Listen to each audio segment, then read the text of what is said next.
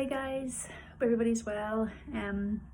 Just really want to give another update with what's been happening. So last night was Henry's third night staying in the hospital. His medication, he gets this medicine for that it's a rare fungal infection he has, so it's called fusarium. So he's getting a medicine infused through his lines for 3 hours, and then about a half hour or an hour flush afterwards. So he gets that at 9 a.m. and 9 p.m. So we go in overnight, get him settled. Usually, and he's completely amazed me by this, he falls asleep just before they hook the lines up, and he stays asleep. So that's been working out really well. He also he sometimes does wake up just as the flush finishes. Now the first night we were in, he decided then at that point to party for like 3.5 hours. So he stayed awake for a good while, which is tough. The second night though, he only stayed awake for an hour, and then last night it was only 20 minutes. So I'm praying that this is heading in the right direction, that it'll not wake him up. It's because the machine beeps when it's finished, or warning that it's nearly finished. So I think sometimes it just wakes him, or the nurses who are changing the lines. So although at first it was 10 o'clock and 10 o'clock, then they changed it to 9 and 9 for us. So it's actually been turning out to be finished shortly after midnight. But because he was only up like 20 minutes last night, that was him back to sleep up until 7:30 this morning, which is amazing. And then they took his bloods this morning and started the medicine early.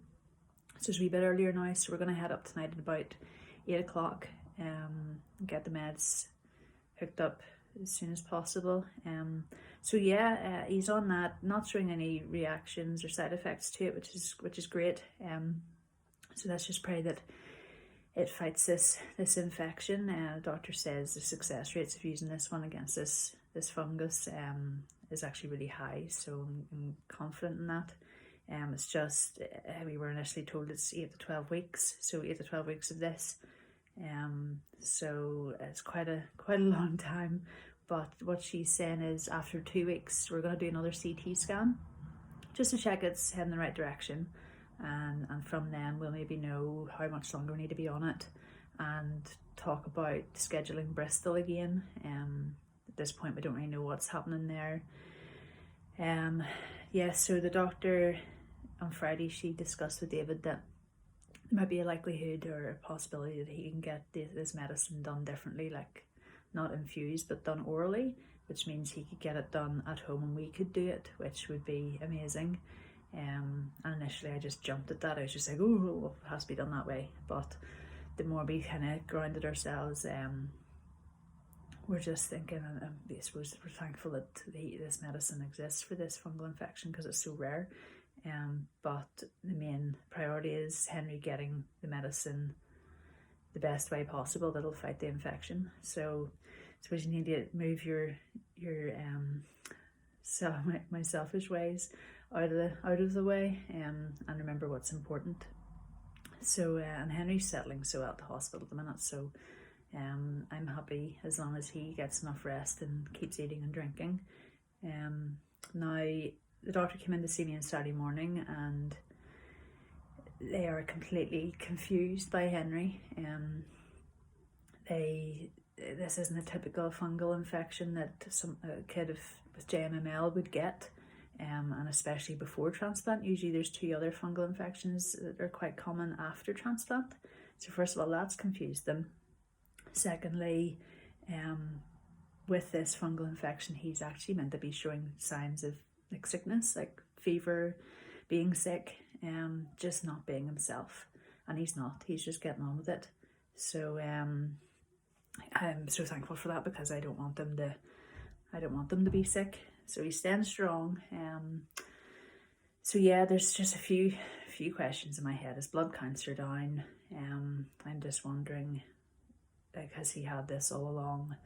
Not that I'm saying that the diagnosis was wrong, but just I'm praying that I get the strength and confidence to ask. Like yesterday I was sort of saying, there's a lot of questions in my head, and initially I thought I felt a wee bit stupid asking him, but I'm Henry's mum, and I heard God tell me that none of these questions are stupid. I need to speak up, and I want to get to the bottom of what's actually going on with Henry, because even his JMML isn't typical of how he should be behaving with it.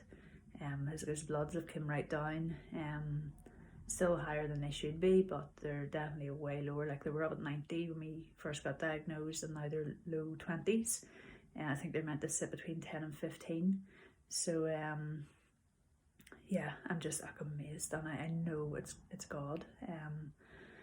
So yeah, okay, everything is just he's just confusing them all. Like, okay, typical Henry's making them work, but yeah, they're confused. So I really want more answers, and you know, they're going to do the CT scan again in a couple of weeks to find out what's going on in his chest. I sort of said to David yesterday, I wonder if bone marrow biopsies may be a good idea at this point, just to see what his bloods are doing, because his blood count's so low, and that's when I'm really praying boldly that he doesn't have JMML. I'm just really praying for that. So yeah, I just last night just went really well. I've been reading and watching a lot of good stuff that's keeping my head focused, and I poured myself out to God last night, all the thoughts and feelings I've been having, and just prayed for him to touch Henry and lift whatever this is out of him. And there was just a real sense of peace in the room. So, and then we both slept really well last night, so I'm so thankful for that. So the doctors are going to be speaking to Bristol. I think they've maybe had the call already. We were told that we may not hear till tomorrow what's been discussed or decided. So we're going to be still going up about 8 o'clock tonight to get the meds, and hopefully hear more tomorrow. So yeah, just in the meantime, give thanks. Like, this is amazing, but keep praying boldly that he's healed. Like, he's really, anything Henry's had is not typical.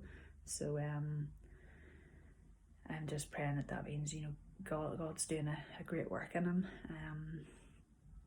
and I am praying I know he's going to continue to do so. There's so much goodness, as I always say, to come off this, but Henry's definitely a wee trooper. He's amazing, and now he's dancing when nurses come in. He's just so much more settled, and just he's thriving, and I love watching it. So yeah, just keep praying that we all keep getting enough rest, and whatever the outcome of the discussions are, that it's for Henry and his best, and that he gets over this infection, and I'm praying for a miracle. It's still that Bristol is not needed, but we remain obedient, and if we need to go, we need to go.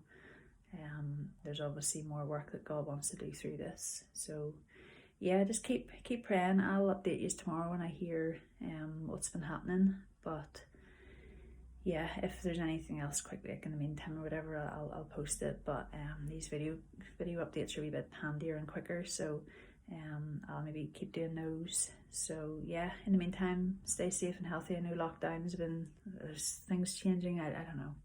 I'm not really reading up too much about it. I just know in the hospital it's still treated as very serious. So we're just gonna stick to what has been done and has been happening for all along. So just making sure Henry stays as safe as possible. So I'm praying you are all staying safe and healthy. And I miss you all.